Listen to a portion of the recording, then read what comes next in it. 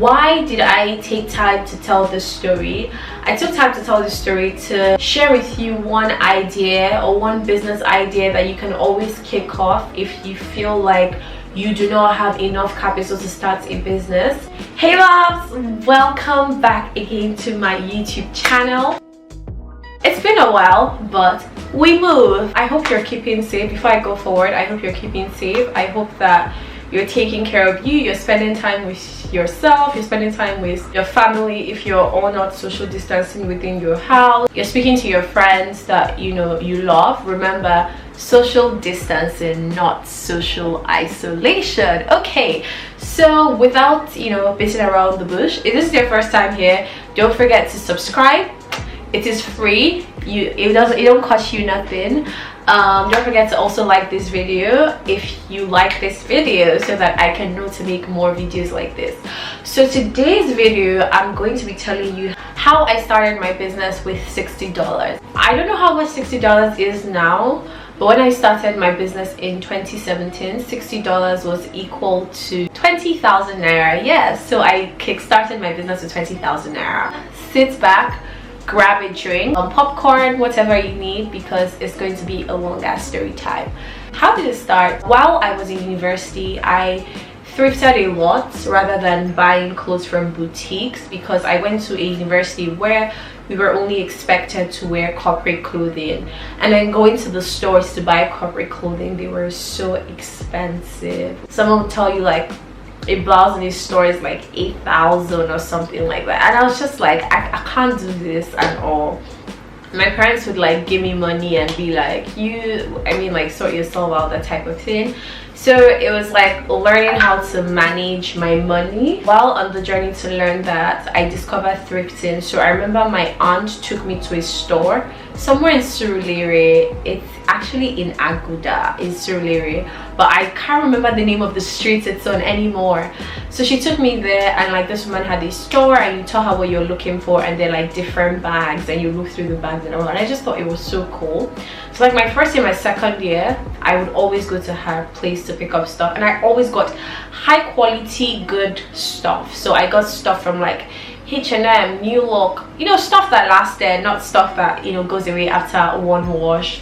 So I just thought it was so interesting what she was doing, and I was like, you know what, I think this is something that I would like.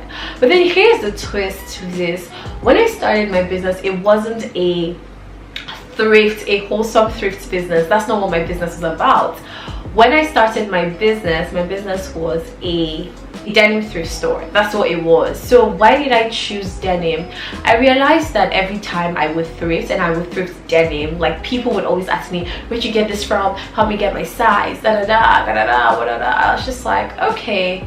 And I was getting them at like a really good price. So I was like, okay, I think I was buying the trousers at like, depending on the quality, the brand, all of that, at like 500 to 1,000, and I started off selling them at like 2,500, 3,000 in 2017. So I was making like, okay, so let's assume that I bought the trouser at 1,000, packaging, dry cleaning, ironing, all of that. Let's say it brought it to like 1,500. I would go to like different parts of Lagos, different parts in the cities where I lived in. So I know that I've thrifted from mostly Lagos and Asaba. Those are like the two major places that I have thrifted from, and I would go to places in this city and like buy things. I started my business in 2017 because I was on industrial training. So industrial training is this thing you do in school where you have to work in a company to get work experience on your course of study. So I started this business because I wanted extra cash, to be honest, in addition to what the company I was working at was paying me, because I was being paid I think 35,000 at the time. My parents were giving me, I can't remember how much pocket money I was collecting, but I just knew that I wanted more. Also because like in addition to being like running a business, I was also like blogging and creating, and I was not at a point where I was making steady income from that, so I needed income to also support that part of my life. So that's literally why I started. And you can start like that too. There's a huge market in reselling. That's like buying things and selling them again, because in the thrift you find a lot of quality items. It could even be like 95% less than the original value, but you find this quality things and you could buy them. When I started off creating, I started off as a fashion blogger, so most of the items that I even used to create my looks at that time and all, a lot of them were thrifted, and you would not know if I did not say in my video. So I did that for like the whole of 2017, and it was really great. It was amazing. In 2018 I went back to university because I was trying to graduate at the time. Going back to university and trying to graduate and dealing with so many, if you guys want me to tell you, like talk to you guys about like being in your final year in uni and stuff, then I will do that, but that one is a story for another day. But like, I was trying to graduate, I was struggling with projects. It was horrible, guys. It was so bad. Like, the first half of 2018 was really good. I was even scared at some point that I wasn't going to graduate because I lost my projects at some point. I had to start my project from the beginning, and I'm a computer science major, so imagine like working like for months or something and having to start again. It was just insane, but we graduated. That's all that matters. That's what's important. So yeah, I kind of like slowed down. I tested trying out more of items in thrift, and it was good, but I didn't make as much revenue as I did in the first year. And after doing that, I had to travel. I traveled for like 4 months. I was out of the country. I was gaining like a different type of cultural experience that I had always wanted to have, so I couldn't really make my business function at that time. 2019 I did the business again, made some money from it. Today's 2020 and we've had an online sale, we've had a physical sale, we've been able to reach new customers that we couldn't reach at the time and all of that. Why did I take time to tell this story? I took time to tell this story to share with you one idea or one business idea that you can always kick off if you feel like you do not have enough capital to start a business. I'm an entrepreneur who has never started a capital intensive business, so any advice I give, anything that I'm sharing are from my personal experiences running businesses that aren't capital intensive. So this curated by Ava was started with less than $60, 20,000 naira chicken, and like that's what I started the business with.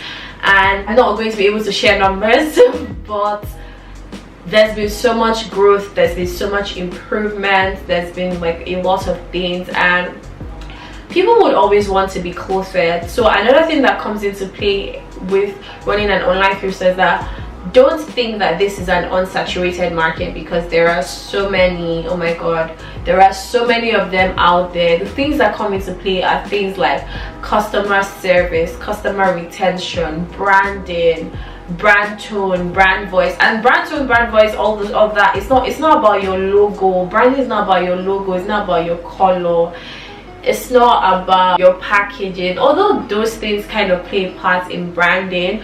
But what branding really is about, it's about who your brand is. But let me explain who your brand is, in the sense that how do people who come in contact with your brand, why are they connecting with your brand? Why do they trust your brand? Why are they shopping from your brand? What makes them shop from you? What do they believe you deliver on? All that stuff. So this is just, like I said before, one more business idea that you can start after the lockdown. And the good part of this is that you can start it from the comfort of your home. As long as you have a cell phone, internet connection, and social media accounts, you can start up this business and, you know, begin to reach people in places that you've not been to before. I mean, I remember one time that I got an order from someone in Ghana. It was really scary because I was like, how am I going to fulfill this order? But that's the great thing about the internet and all the many things that the internet can do for you. Don't forget to like, share, subscribe. Welcome to the community. See you in my next video, and don't forget to watch my last how to become a social media influencer if you haven't done that. Ciao.